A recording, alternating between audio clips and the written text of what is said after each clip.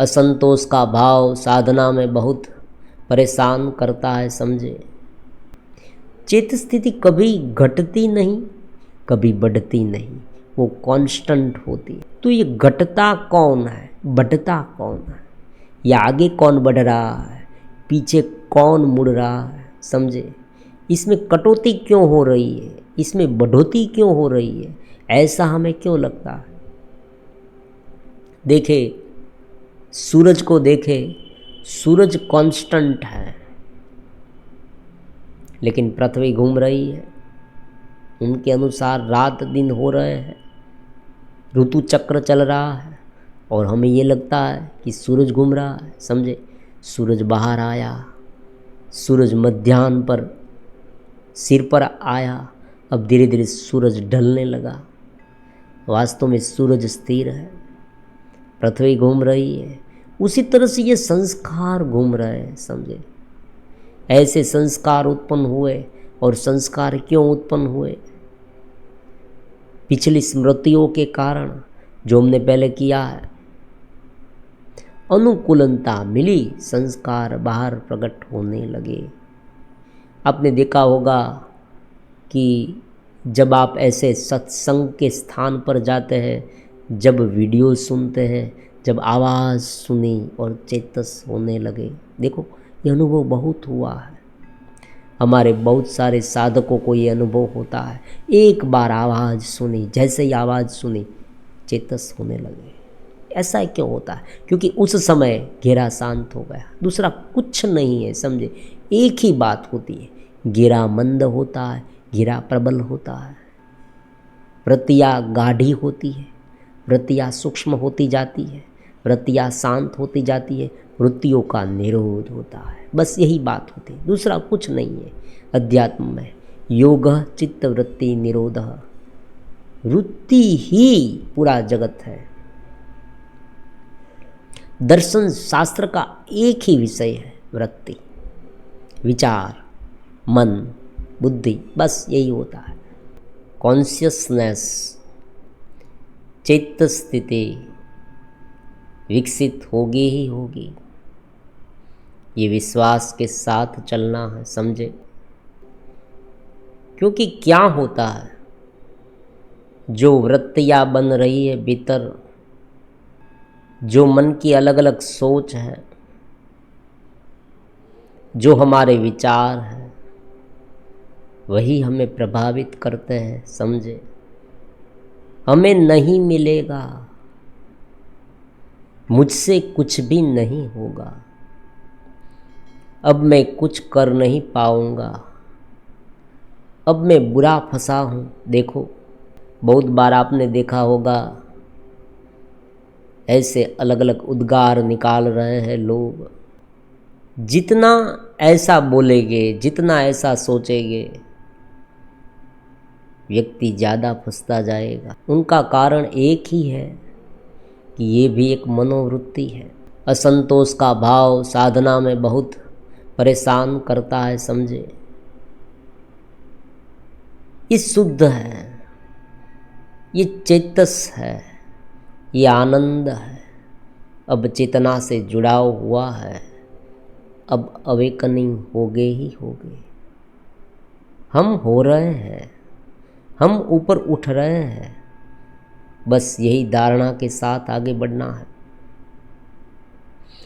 जीवन व्यवहार में प्रत्येक पल में, प्रत्येक दिन में, प्रत्येक समय में यही बात याद रखनी है। उनके माध्यम से ये सब हो रहा है, ये उनकी ही कृपा है, उनकी ही लीला है। वही चेतना अलग अलग रूप में दिख रही है, और उनका देखना, समझे, उनका देखना ये भी माया से है, ये भी अज्ञान से है, और जो नहीं दिखाई देता वो भी अज्ञान से है। जैसे जैसे ध्यानस्थ होते जाएंगे, जैसे जैसे भीतर सर्किट डेवलप होती जाएगी, अवेकनिंग का काम होता जाएगा, और ये हो रहा है। यही बात ध्यान रखनी है, यही हैया धारणा रखनी है, यही संकल्प के साथ आगे बढ़ना है। ये हो रहा है, ये धीरे धीरे मुझ में घटित हो रहा है। कोई भी प्रकार के अनुभवों को पकड़ना नहीं, बस यही बात होती है, क्योंकि अलग अलग अनुभव हो गए। कोई कोई व्यक्ति शुरुआत में ध्यान करता है तब उसे कुछ आनंद ज़्यादा महसूस होता है, लेकिन बाद में आनंद नहीं महसूस होता। ऐसे बहुत सारे मैसेज मिलते हैं। शुरुआत में क्या होता है, मन इतना शांत होता है तो बहुत स्वाभाविक बात है कि जैसे ही मन शांत हो आनंद का अनुभव हुआ, लेकिन फिर से वो पुरानी पैटर्न शुरू हो जाती है, मन फिर से विचलित हो जाता है। तो यहाँ पर एक ही बात याद रखनी है, कोई भी अनुभव स्थायी नहीं होता। जो अनुभव अलग अलग प्रकार के माध्यमों से हो रहा है वो बदलेंगे ही बदलेंगे। मान लीजिए कोई व्यक्ति एक हफ्ते के लिए घूमने फिरने गया है, वहाँ उसे बहुत आनंद आया, तो क्या ये परमानेंट रहेगा? एक हफ्ते के बाद वो वापस आ जाएगा, फिर क्या होगा? फिर वो यही सोचेगा कि अरे एक हफ्ते में जो आनंद आया था वो तो अब चला गया, अब तो फिर से इस जगत में आ गए, अब ये सब बोझिल लग रहा है, ये सब बोरिंग लग रहा है, तो क्या करें? देखो यहाँ पर ये नहीं करना है, वो अनुभव को भी नहीं पकड़ना, ये अनुभव को भी नहीं पकड़ना, क्योंकि वरना द्वैत हो जाएगा।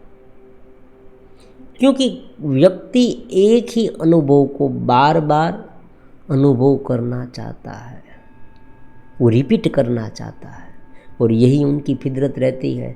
इसलिए पुनरपि जन्मम है, समझे? बार बार जन्म क्यों मिलते हैं? बार बार जन्म इसलिए मिलते हैं कि हम वही करना चाहते हैं जो हमने किया है।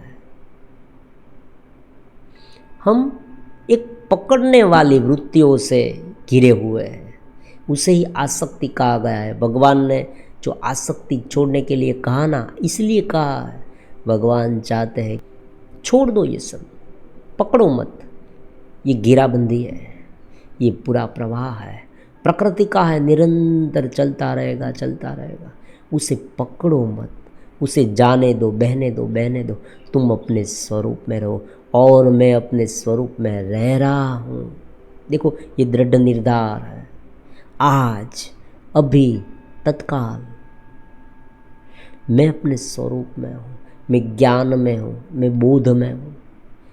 यही वृत्ति धीरे धीरे धीरे ऊपर उठाएगी और उस सोच को भी शांत कर देगी। यही बात होती है।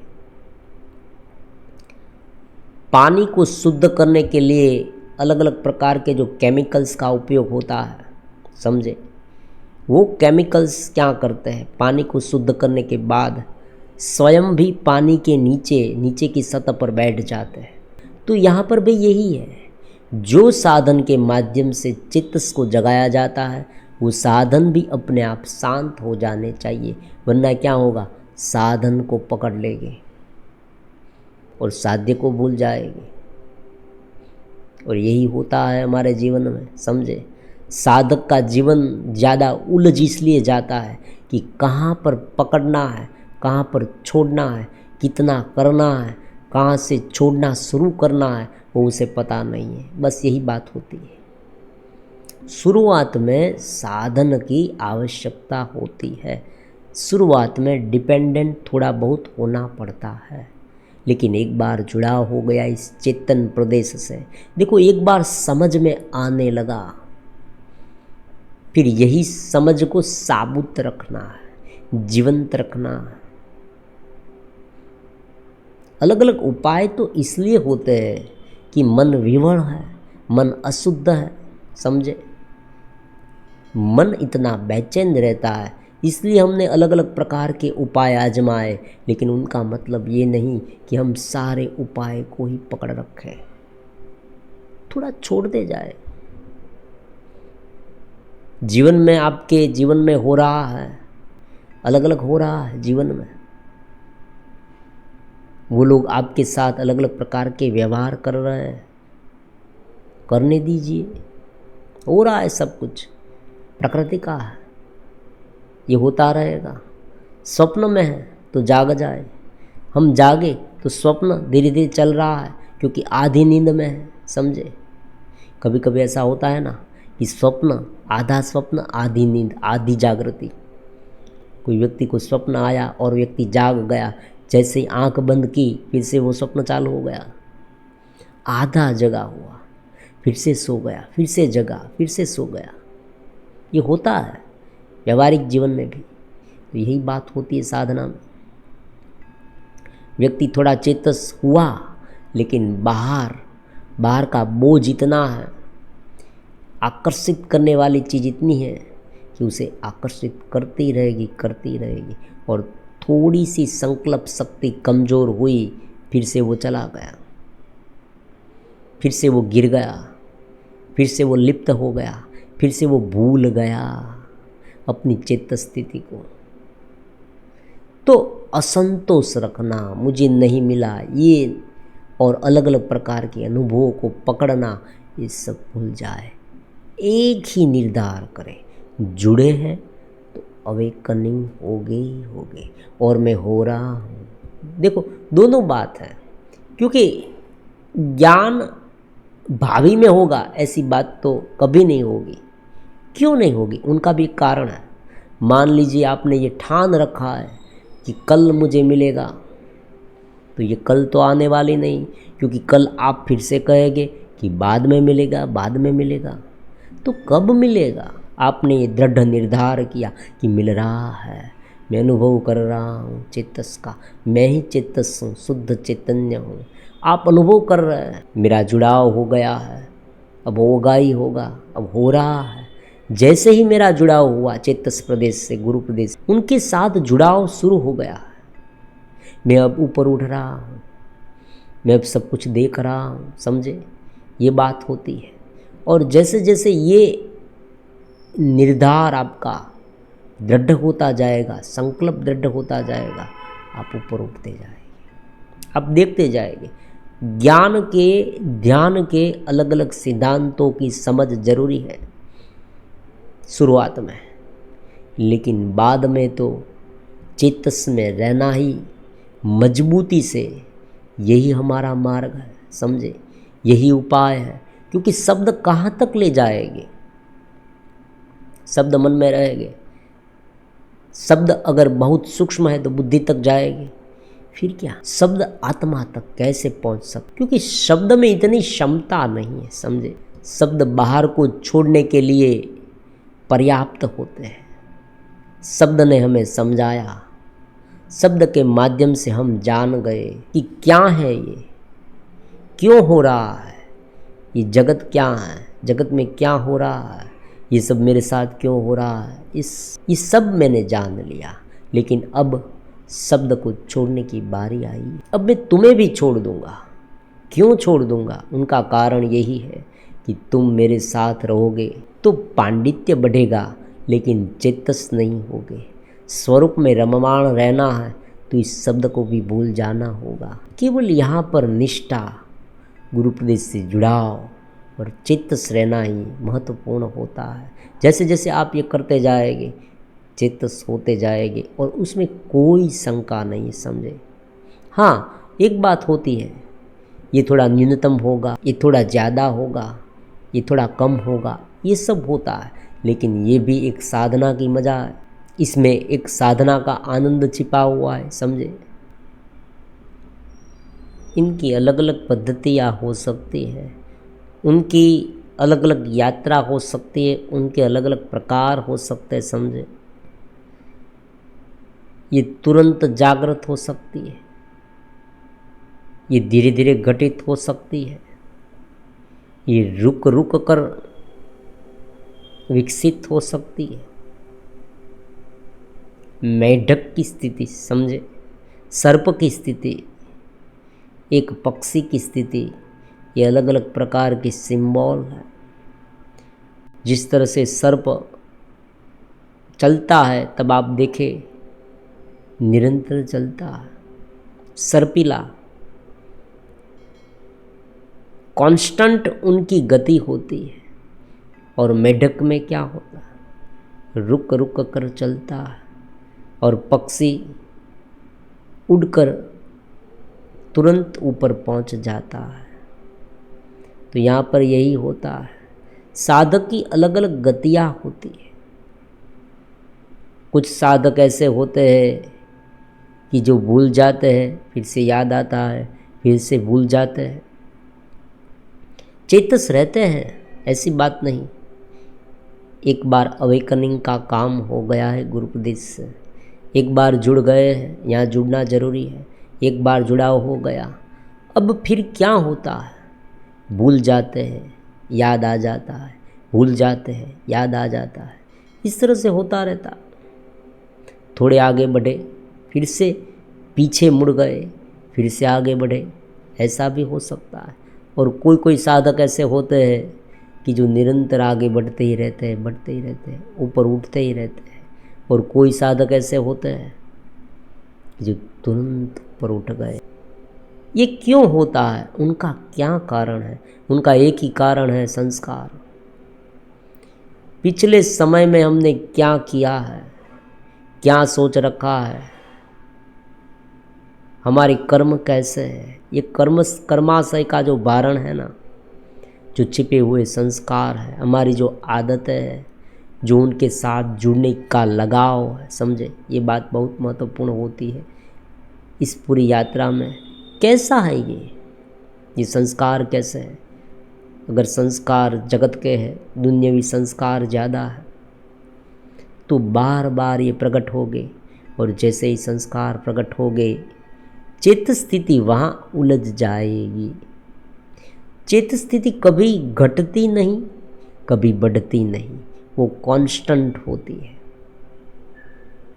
तो ये घटता कौन है, बढ़ता कौन है, या आगे कौन बढ़ रहा है, पीछे कौन मुड़ रहा है, समझे? इसमें कटौती क्यों हो रही है, इसमें बढ़ोतरी क्यों हो रही है, ऐसा हमें क्यों लगता है? देखे सूरज को, देखे सूरज कांस्टेंट है, लेकिन पृथ्वी घूम रही है, उनके अनुसार रात दिन हो रहे हैं, ऋतु चक्र चल रहा है, और हमें ये लगता है कि सूरज घूम रहा है, समझे? सूरज बाहर आया, सूरज मध्याह्न पर सिर पर आया, अब धीरे धीरे सूरज ढलने लगा। वास्तव में सूरज स्थिर है, पृथ्वी घूम रही है। उसी तरह से ये संस्कार घूम रहे हैं, समझे? ऐसे संस्कार उत्पन्न हुए। और संस्कार क्यों उत्पन्न हुए? पिछली स्मृतियों के कारण, जो हमने पहले किया है, अनुकूलता मिली, संस्कार बाहर प्रकट होने लगे। आपने देखा होगा कि जब आप ऐसे सत्संग के स्थान पर जाते हैं, जब वीडियो सुनते हैं, जब आवाज़ सुनी और चेतस होने लगे, देखो ये अनुभव बहुत हुआ है। हमारे बहुत सारे साधकों को ये अनुभव होता है, एक बार आवाज़ सुनी, जैसे ही आवाज़ सुनी चेतस होने लगे। ऐसा क्यों होता है? क्योंकि उस समय घेरा शांत हो गया, दूसरा कुछ नहीं है, समझे? एक ही बात होती है, घेरा मंद होता है, घेरा प्रबल होता है, वृत्तियाँ गाढ़ी होती है, वृत्तियाँ सूक्ष्म होती जाती है, वृत्तियाँ शांत होती जाती है, वृत्तियों का निरोध होता है। बस यही बात होती है, दूसरा कुछ नहीं है। अध्यात्म में योग चित्त वृत्ति निरोध, वृत्ति ही पूरा जगत है। दर्शन शास्त्र का एक ही विषय है, वृत्ति, विचार, मन, बुद्धि, बस यही होता है। स्मृति तो डेटा बैंक है, वहाँ से जागृत होती है, जागृत होने के बाद चेतन माइंड में, चेतन मन में आती है, और यही उलझा देती है बार बार, दूसरा कुछ होता नहीं। एक बार सब कुछ तात्विक रूप में जान लिया, यही भूल होती है। तत्व से नहीं जाना तो उलझते गए, और ये सच है ऐसा लगा दिया, और किसी ने कुछ अलग तरीके का थमा दिया, समझे? ये बहुत हो रहा है अध्यात्म में, कुछ अलग ही विधि में डाल दिया, कोई अलग मान्यता में हमें धकेल दिया। हमें ये कहा गया कि ये है, वो है, इस प्रकार का है, यहाँ पर जाने से ये होता है, वैसा होता है। बात ऐसी नहीं होती। हाँ, एक बात है, कोई एक ऐसा स्थान है, कोई एक ऐसी जगह है जहाँ पर प्राकृतिक वातावरण है, शांति है, पूरी तरह से साधना का माहौल है, समझे। और जिसने पहले साधना की है उनकी तरंग वहाँ है, उसने इतनी साधना की और उनके तरंग वहाँ है, उनका संकल्प वहाँ है। ये भी हो सकता है शुभ संकल्प, जब गुरु शुभ संकल्प करते हैं कि मेरे सभी साधकों का कल्याण हो, जो यहाँ पर आए और साधना करे उनका कल्याण हो, ये शुभ संकल्प है। तो ये शुभ संकल्प का इफेक्ट होता है। क्या होता है समझे, केवल घेरे को शांत करना, यही उनका इफेक्ट है। आप कोई ऐसी जगह पर जाएंगे जहाँ पर आपका मन शांत हो गया, आप कहेंगे, बहुत बार ऐसे पर्वत पर कोई यात्रा धाम पर जाता है ना, वहाँ पर उसे ऐसे अनुभव होते हैं।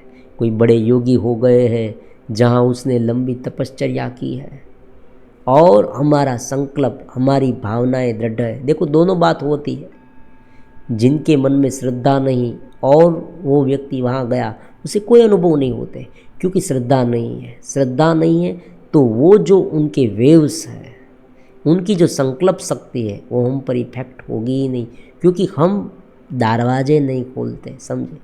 जब तक हमने अंतःकरण के दरवाजे खोले ही नहीं है तब तक उनकी श्रद्धा, उनकी चेतना हमें प्रवेश कैसे होगी। हमने पहले से मान लिया यहाँ कुछ नहीं है तो उनकी इफेक्ट होगी ही नहीं। क्योंकि देखो बात क्या होती है, बात केवल वृत्ति की होती है, बात केवल घेरे की होती है, बात केवल स्मृति की होती है। स्मृति कितनी गाढ़ी है, वृत्ति कितनी गाढ़ी है, प्रबल है, जगत में रममाण करने वाली है। यही बात होती है ना। अगर व्यक्ति ने ऐसी वृत्ति, ऐसी श्रद्धा रखी ही नहीं, वो शांत हुआ ही नहीं, तो जैसे ही वो चेतना के इस दायरे में जाएगा, उस प्रदेश में जाएगा, उसे शांति होगी ही नहीं, उनकी वृत्ति शांति नहीं होगी, क्योंकि उसने पहले से ही नकार दिया है कि यहाँ तो कुछ भी ऐसा नहीं होता है। तो जो जो साधन हमारे लिए ऊपर उठाने वाले हैं वो सभी साधन हमारे लिए महत्वपूर्ण होते हैं। कोई स्थल ऐसा हो सकता है, कोई प्राकृतिक जगह ऐसी हो सकती है, हो सकता है, लेकिन उनका यूज़ क्या करना है। देखो उनका यूज़ क्या करना है, ऊपर उठने के लिए। अगर कोई व्यक्ति ये मानने लगा कि यहाँ पर ये करने से इतना फ़ायदा होता है दुनियावी ये सब, तो ये जौल है, या आत्मा को अपने गंतव्य स्थान तक नहीं पहुँचाएगा, ये भवाटवी में उलझा देगा, समझे। ये चेतस नहीं कराएगा, ये केवल ही केवल घेरे को थोड़ा बहुत मठारेगा। ये हो सकता है कुछ हमें फ़ायदा हो, कुछ दुनियावी फ़ायदा, देखो समझे, कुछ धन मिल जाए, कोई नौकरी वगैरह, ये सब वो सब। तो जो जो इस दुनियावी चीज़ों के बारे में जो जो मन्नतें है, स्थल का महत्व है, वो दुनियावी होता है। तो यहाँ पर चेतस नहीं होते हैं व्यक्ति। क्यों नहीं होता है, क्योंकि उनकी मान्यता यही है कि मैं वहाँ जाऊँगा और ये दुनियावी, ये भौतिक लाभ मुझे होगा, और उनके लिए ही वहाँ वो जा रहा है। चेतस होने के लिए नहीं जा रहा, अपनी चेतना में रममाण करने के लिए नहीं जा रहा, तो उसे फ़ायदा क्या होगा, वही फ़ायदा होगा। होता है फ़ायदा, फ़ायदा क्यों होता है, उनके संकल्प से। जब गुरु ने संकल्प लिया है, जब उस सिद्ध पुरुष ने संकल्प लिया है कि हाँ कोई लोग ऐसे हैं जो आर्त है, दुखी है, वो यहाँ पर आएंगे और उनको लाभ होगा, बस यही होता है, दूसरा कुछ नहीं होता है। तो कैसी श्रद्धा है, भगवान ने भी कहा कि जैसी श्रद्धा है वैसा फल मिलेगा। जो हमारी चाहत है, श्रद्धा मतलब चाहत, जो चाहत जिन पर हमें लगाव है, जिस चीज़ पर लगाव है, जिस चीज़ पर, जिस व्यक्ति पर, जिस वस्तु पर, जिस समय पर हमें लगाव है, उनके बारे में हम सोचेंगे, और जैसे ही उनके बारे में सोचेंगे वही होगा, आज नहीं तो कल होगा। जितनी सोच हमारी दृढ़ होगी, जितनी सोच हमारी दृढ़ होगी उतना उनके बारे में होगा और वही होगा। लेकिन हाँ, अच्छा होगा या बुरा होगा वो हमारी सोच पर निर्भर करता है, क्योंकि व्यक्ति हर हमेशा प्रेय को मानता है। प्रेय मतलब जो उनको पसंद है, और व्यक्ति को क्या पसंद है? भौतिकता। और भौतिकता उलझा देने वाली है। उसे मिलेगा, मिलने के बाद कितना आनंद मिलता है, कितना संतोष उसे होता है, वो तो वही जाने। और हो सकता है ऐसा कि कभी वो ज़्यादा उलझ जाए, वो मिलने के बाद भी उसे इतनी संतुष्टि नहीं मिलेगी, इतना आनंद नहीं मिलेगा, वो और ज़्यादा उलझ जाएगा, ये हो सकता है। तो स्थल का, काल का, व्यक्ति का, सभी का योगदान होता है चेतस होने में। लेकिन ये कब होता है? जब हमारी श्रद्धा चेतस हो तब, जब हम वास्तविक रूप में चेतस होना चाहते हैं तब, जब हम वास्तविक रूप में आत्मस्थ रहना चाहते हैं तब। पूर्ण कॉन्शियसनेस, चेतना का अनुभव, हमारे स्वरूप का अनुभव बिना इंद्रिया के होना, ये सबसे बड़ी उपलब्धि है इस जीवन में। समझे, ये जीवन यही है और यही जीवन का ध्येय होना चाहिए। क्योंकि देखो, खान पान और मैथुन तो सभी जगह पर है और सारे पशु पक्षी कर रहे हैं। अब देखो, आपके पास कार है, कार का क्या उपयोग है? आप कहेंगे कि कार से मैं एक जगह से दूसरी जगह पर बहुत लंबे अंतर पर जा सकता हूँ। मान लीजिए मुझे 200 किलोमीटर तक जाना है, 300 किलोमीटर तक जाना है, मैं कार के माध्यम से जा सकता हूँ। 600 किलोमीटर भी जा सकता हूँ, बीच में वॉल्ट करना पड़ेगा। अगर बीच में आधे आधे घंटे का वॉल्ट करता रहूँगा तो 600 किलोमीटर तक मैं जा सकता हूँ। लेकिन कार का उपयोग हमने क्या किया? केवल हमारे घर के नज़दीक एक दुकान है, पान की दुकान, वहाँ तक जाने के लिए किया। हम कार में बैठे, पान की दुकान पर गए, फिर कार लेकर वापस आ गए। देखो, ये उनका उपयोग है। आप कहेंगे कार मुझे बहुत काम आती है। हमने पूछा क्या काम आती है? उसने कहा वो जो देखो सामने पान की दुकान है ना, वहाँ पर मुझे ले जाती है। ओ, तुम इस कार का दुरुपयोग कर रहे हो। उनका ठीक उपयोग नहीं है, समझो, दुरुपयोग नहीं, ठीक उपयोग नहीं है, पर्याप्त उपयोग नहीं है। वहाँ तक तो तुम पैदल भी जा सकते थे, कोई स्कूटर के माध्यम से भी तुम जा सकते थे। तुम्हारे पास कार है, कार के माध्यम से तुम कहाँ तक जा सकते हो उनकी तुम्हें कल्पना नहीं है। समझे, तुमने उनके उपयोग के बारे में जाना नहीं है। तुम्हें कार दी गई है, समझे, ये कार बहुत मूल्यवान है, ये तुम्हें दूर दूर तक ले जाएगी। तो यही होता है हमारे ये मनुष्य शरीर, ये जो हमें मिला है मनुष्य शरीर, उनका उपयोग क्या है? हम चेतस के उस आयाम को विकसित कर सकते हैं, बस यही होता है। सामान्य जो इधर उधर का है, रूम में एक कमरे में जो चीज़ वस्तुएं पड़ी है, यहाँ से लेकर वहाँ रखी, वहाँ से लेकर यहाँ रखी, इतनी सी होती है ये जगत की अलग अलग प्रकार की आपाधापी। समझे, ये पंच महाभूत तत्व का शरीर, ये आसपास का सब कुछ यही होता है। यहाँ से पंच महाभूत तत्व तब्दील होकर हमारे शरीर में आए, शरीर में से फिर से विघटित होकर जगत में छा गए, फिर से कोई अलग पंच महाभूत तत्व में परिणमित हो गया और फिर से कोई नया देह मिला। ये हो रहा है। आप देखें, आसपास का माहौल देखें, सूक्ष्म दृष्टि से देखें, आपको पता चल जाएगा यही होता है। जीव है, जंतु है, पशु है, पक्षी है, कितने बैक्टीरिया हमारे शरीर में है। समझे, ये उत्पन्न होते हैं, नाश होते हैं, उत्पन्न होते हैं, नाश होते हैं। भगवान ने भगवद गीता में जो विश्व रूप दर्शन दिखाया, उनका मतलब क्या है? समझे, 11वें अध्याय में जन्म होता है, एक और से अलग अलग प्रकार के बहुत सारे जीवात्मा बाहर आ रहे हैं और दूसरी ओर परमात्मा के मुख में जा रहा है। मुख में जाना मतलब क्या? चेतना जो स्थूल रूप में अलग अलग भावों में बनी हुई थी, वो फिर से शांत हो जाती है और अव्यक्त स्वरूप में आ जाती है।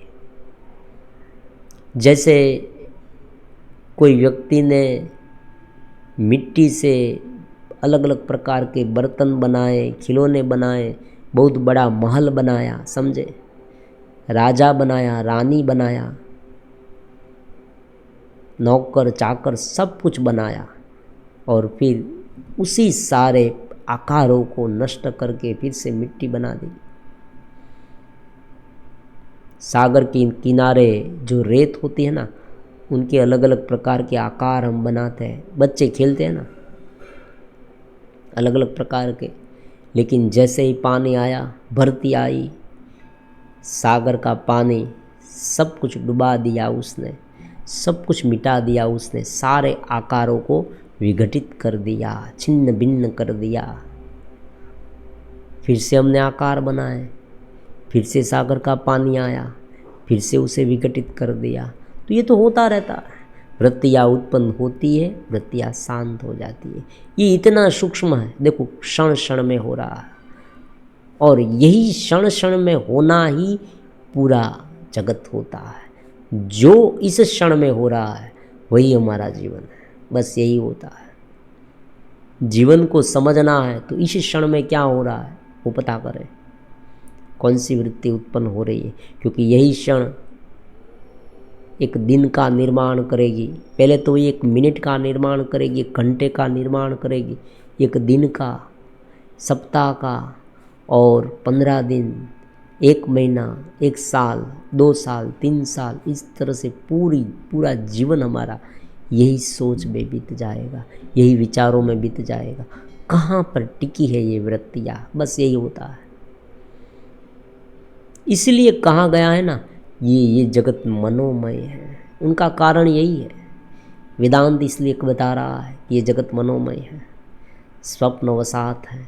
जैसे स्वप्न में हमने जगत को देखा, अलग अलग चीज़ों को देखा, स्वप्न में हम घूम रहे हैं इधर उधर, लेकिन वास्तविक रूप में जैसे ही जागे हमें पता चला वहाँ कुछ नहीं था। तो यही बात यहाँ पर होती है। बात होती है केवल चेतस होने की। अगर चेतस हो गए तो ये शरीर का, ये हमारे जन्म का ठीक तरह से उपयोग हम कर पाए। और ये नीतिमता की बातें हैं, दया है, प्रेम है, वो सब चेतस के आधारित है। क्योंकि व्यक्ति चेतस है तो उसमें सारे गुण आएंगे। अगर व्यक्ति अचेतस है, अगर ये सभी विपरीत वृत्तियों में है, तो वो चेतस होगा ही नहीं, समझे। वो उसमें गिरा रहेगा, द्वेष में गिरा रहेगा, क्रोध में गिरा रहेगा, हिंसा में गिरा रहेगा, ज़्यादा पाप करने वाला है, समझे। ये क्या है? बिन चेतस है। जो वास्तविक रूप में चेतस है, जो अपने स्वरूप में एक रूप है, जो जीवन मुक्त है, वो अनुकंपा से भरा हुआ है, वो दया से भरा हुआ है, वो प्रेम से भरा हुआ है, वो सुसंवादिता से भरा हुआ है, समझे। दिव्य गुण उसमें अपने आप प्रकट होते हैं। भगवान ने इसलिए 16वें अध्याय में देवी संपदा, आसुरी संपदा के बारे में बताया है कि यही संपदा जो दिव्य है, वो संपदा कैसे प्रकट होगी? जब तुम मुझ में लीन हो जाओगे। और मुझ में लीन हो जाना मतलब चेतस हो जाना, परमात्मा में लीन हो जाना। जो परमात्मा का अंश हम है, हमारे भीतर है, जो स्वयं जानने वाला है। भगवान ने यही बात कही कि सभी प्रकार के क्षेत्र में क्षेत्रज्ञ मैं हूँ, सभी में क्षेत्रज्ञ मैं हूँ, जानने वाला मैं हूँ, मैं ही हूँ जो कर्ता भोक्ता के रूप में अलग रूप में प्रदर्शित होता हूँ। और मैं ही हूँ जो पाप कर्म भी करता हूँ, उनका भुगतान भी कर रहा हूँ। लेकिन यहाँ पर एक बात याद रखनी है कि जो पाप कर रहा है, उनका भुगतान कर रहा है, वो पूरी तरह से चेतना को भूल गया है और जीव बन गया है। बस यही बात होती है। जैसे ही वो अपने स्वरूप में जाए, धीरे धीरे उनके संस्कार जो है वो गलित होते जाएगी। इसलिए भगवान ने यहाँ भी कहा है कि जिस तरह से लकड़ी का ढेर है, उसे आग आग की एक चिंगारी पूरी तरह से जला देगी। एक चिंगारी डाली, धीरे धीरे धीरे धीरे पूरी लकड़ी का ढेर जलने लगा। जैसे जैसे वो जलता जाएगा आग ज़्यादा प्रज्वलित होती जाएगी। फिर तो क्या होगा, आगे जाके जो गीली लकड़ी है ना वो पहले सूखी हो जाएगी, तुरंत सूखी हो जाएगी, वो जलने लगेगी। लेकिन उनका एक पूरा मैप होता है, उनकी पूरी एक यात्रा होती है। शुरुआत में आप जैसे ही इस चिंगारी को लगाएंगे तुरंत नहीं जलने लगेगी, धीरे धीरे जलेगी और धीरे धीरे जलते जलते एक हद तो ऐसा आ जाएगा कि आप उसे लाख प्रयास करें बुझाने का, बुझेगी नहीं। बहुत दिक्कत होगी उसे बुझाने में, क्योंकि जब वो पूरी तरह से जलने लगेगी तब आप उसमें पानी डालेंगे ना तो पानी भाप बन जाएगा। आपने देखा होगा बहुत बड़ी बड़ी आग होती है, कभी कभी बड़े जंगलों में आग लगती है, दावानल अमेज़न के जंगल में देखो बहुत सारे फायर फाइटर और प्लेन हवा में उड़ रहे हैं, वहाँ से पाउडर का छिड़काव कर रहे हैं, लेकिन आग बुझने का नाम नहीं ले रही। क्यों? क्योंकि सहज रूप में ये तो बहुत स्वाभाविक है, ये आग की मात्रा इतनी है कि वो बुझने का नाम नहीं ले रही। आपने चाहे कितना भी पानी डाला, पानी सूख गया, आग तो बढ़ती ही जा रही है, बढ़ती ही जा रही है। तो ज्ञान जो है वो अग्नि समान है, वो सभी प्रकार के संस्कारों को नष्ट कर देता है, जला देता है, भस्मीभूत कर देता है। व्यक्ति चेतस होने लगे, व्यक्ति ऊपर उठने लगे, व्यक्ति एक बार जुड़ गया, साधक एक बार इस प्रदेश से जुड़ गया, अवेकनिंग होने लगा, फिर हर एक चीज़ में वो देखेगा, समझेगा, शंका करेगा, समझे ये मैं जो कर रहा हूँ वो क्या है। उनकी प्रीति की जो दिशा है ना वो बदल जाएगी, बस यही होता है, प्रीति की दिशा बदल जाएगी। आज तक उनकी प्रीति की दिशा कहाँ पर है? दुनियावी चीज़ों पर होती है। दुनियावी चीज़ों का तात्विक अगर नाम दे तो क्या है? दुनियावी चीज़ों का तात्विक नाम है चित्त को उलझा देने वाली वृत्तियाँ, दूसरा कुछ नहीं है। जो संवेदनाएं उत्पन्न हो रही है, जो बाहर जगत है, वो बाहर जो हमें दिख रहा है, जो बाहर का जगत है वो सोच के रूप में हम में प्रकट हो रहा है, वो कुछ अलग तरीके का हम में बने, बस यही होता है। वो चेतस ना दिखाई दे, परमात्मा ना दिखाई दे, उनके स्थान पर अलग प्रकार का दिखाई दे और उनके अनुसार इर्द गिर्द भावनाएं उत्पन्न हो, ईर्ष्या उत्पन्न हो रही है। एक व्यक्ति को देखकर इतनी चीड़ आ रही है, साला कमबख्त साला। कोई व्यक्ति को देखकर इतना प्रेम उत्पन्न हो रहा है, कोई किसी को देखकर इतने विकार उत्पन्न हो रहे हैं, इसे इस तरह से भुगतू, उस तरह से भुगतू। देखो, समझे, उनके करीब जाओ ऐसा आकर्षण हो रहा है, उनके साथ बोलूँ, उनके साथ संबंध बनाऊँ, समझे। सजाती विजाती संबंध में यही होता है, प्यार हो गया, प्यार हो गया, व्यक्ति नाचने लगता है। वास्तव में ये प्यार नहीं होता है, एक आकर्षण होता है, शुरुआती आकर्षण होता है। तो यही बात हमारे जीवन में हर एक पल में होती है, हर एक क्षण में होती है। लेकिन जो एक बार दृढ़ निर्धार करके इस राह में कूद गया, देखिए मरजीवा, आपने देखा होगा, मरजीवा नाम है, मरजीवा। मरजीवा क्या करता है?